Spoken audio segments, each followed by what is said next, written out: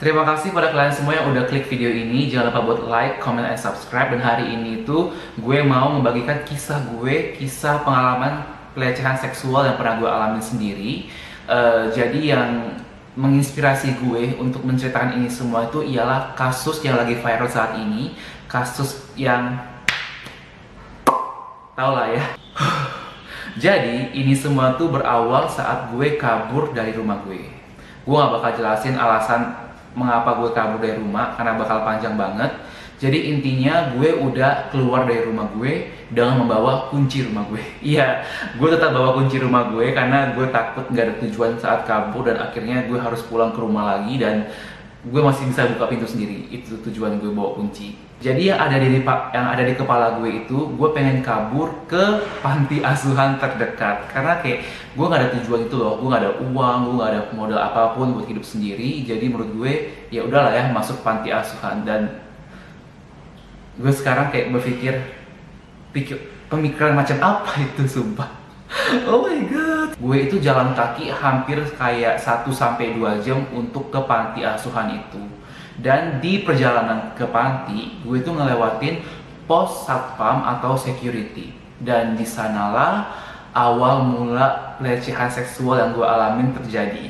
Jadi pas gue jalan melintasin tuh pos satpam, tuh satpam tuh udah yang kayak ngeliatin gue, terus akhirnya dia manggil gue gitu loh.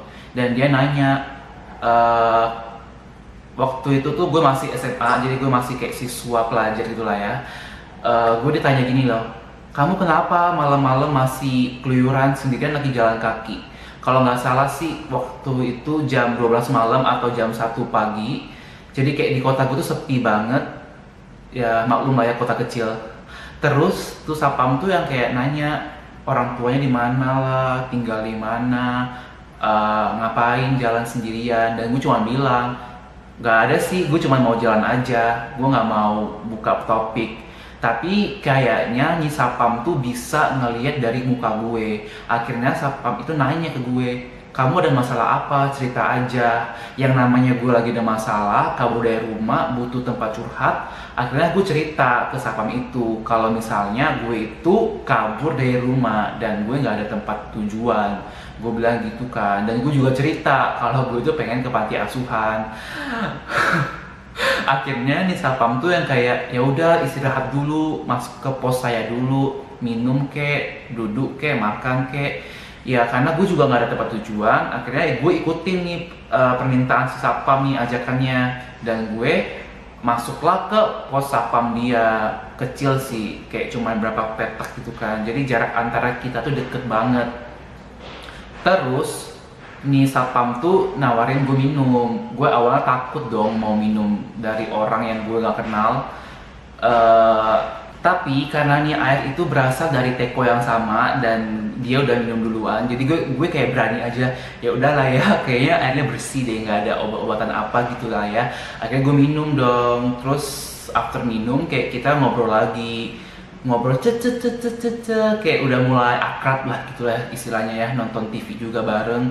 Terus dia kayak yang bilang, kok panas ya sekarang ya, panas ya. Padahal gue kayak nggak ngerasain apa-apa loh. Gue kayak merasa biasa aja deh, sejuk-sejuk aja hawanya. Tapi dia kayak bilang panas gitu.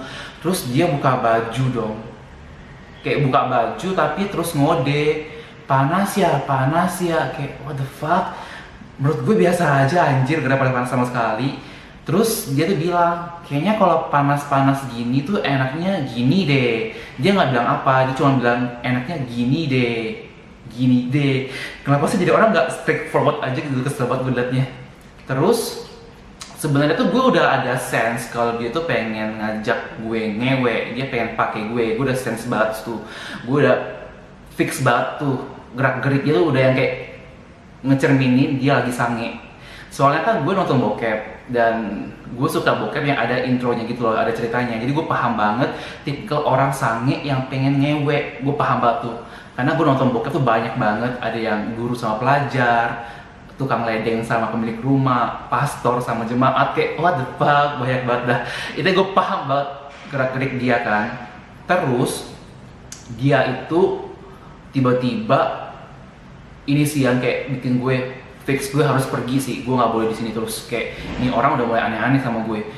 After dia ngeluh terus kayak bilang panas banget tuh, tiba-tiba nih tangan dia itu plok, nyaplok ke titik gue, sumpah kayak diremes dikit gitu loh. Dan dia bilang, ini apa sih keras-keras gitu, tapi gue gak ngaceng ya, sumpah kayak keras-keras gitu dia bilang kan. Nah gue juga kayak bilang hahaha, gue coba ketawa aja, kayak gue gak mau ikut balas dia apa, karena ini keadaan udah aneh banget. Dan gue coba untuk tenang dan pikir gue harus ngapain. Akhirnya gue bilang ke dia, bang, kayaknya gue ada tempat tujuan deh, sekitar situ ada rumah teman gue, kayaknya mending gue tinggal sana deh. Gue lebih nyaman juga tinggal sama dia daripada ganggu abang di pos kan lagi kerja. Gue bilang gitu kalau nggak salah ya. Awalnya sih dia bilang kayak jangan pergilah, di sini aja lah, temanin aku lah. Tapi dia masih kayak nggak straightforward gitu loh ngajak gue ngewe. Dan gue tahu sih lu mau ngewe dan gue nggak bakal kasih lu. Jadi kayak gue cari alasan terus untuk keluar dari kondisi ini, dan dia tetap maksa gue untuk ada di pos dia. Dan akhirnya kayak gue langsung berdiri, gue langsung cabut kayak, bang, gue nggak bisa, kayak gue harus ke teman gue aja deh, gue lebih ngerasa nyaman di sana deh. Soalnya kayak gue juga butuh cerita ke dia, gue bilang gitu kan. Dan akhirnya gue langsung pergi ninggalin pos dia. Dia yang kayak kecewa gitu loh, cuma ngeliatin gue jalan dan mempersilahkan gue pergi. Gue bersyukur banget sih ini abang gak agresif. Gue gak ngebayang kalau misalnya dia agresif terus dia tahan tangan gue dan ditidurin ke kasur atau ke lantai gitu. Kayak gue nggak kepikiran sih. Gue masih bersyukur banget ini abang kayak non agresif, nggak agresif sama sekali, dan ngebiarin gue gitu aja. Pas gue udah agak jauh, gue kayak berhenti kayak, oh my god, Jesus Christ, gila apa sih yang gue alamin barusan. Dan gue bersyukur banget bisa kabur dari situasi itu, dan gue tetap lanjutin perjalanan gue ke panti asuhan yang gue pengen yang gue pengen masuk gitu loh. Dan gue bingung gimana caranya gue keterima di panti asuhan ya. Apa gue berdiri depan pintu tidur, ntar pagi pas pemiliknya buka kayak, wah ada anak hilang. Kayaknya nggak mungkin gitu deh, kayak dunia nggak berjalan semudah itu kan. Terus gue inget dong, tuh panti asuhan muslim. Dan setahu gue kalau mau masuk panti asuhan muslim, first lo tuh harus sunat. Dan gue tuh termasuk cowok yang gak sunat kan. Jadi kayak ntar kalau disunat gimana ya, sakit nggak ya, kayak gue jadi mundur gitu loh. Jadi kayak nggak berani masuk ke panti asuhan. Terus gue juga mikir, kalau misalnya gue masuk ke panti asuhan ya udahlah ya, tinggal disunat. Tapi kalau misalnya gue disuruh pindah agama karena ini panti asuhan muslim, gimana? Gue belum siap buat ganti agama kan, walaupun gue nggak tahu bakal ganti agama atau enggak.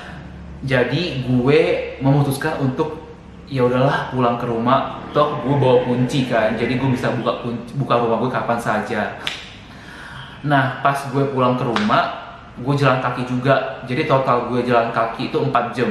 Jam 3 subuh gue baru sampai rumah gue. Dan gue menikmati perjalanan pulang gue sih. Gue jalan kaki, ngeliat banyak dunia malam, sumpah. Gue ngeliat bencong lagi mangkal di pinggir jalan, atau terus ada motor yang berhenti di bencong itu kayak lagi negosiasi gitu loh, harga lo berapa, semalam aja berapa gitu loh. Kayak oh my god, my imajinasi dari nonton bokep.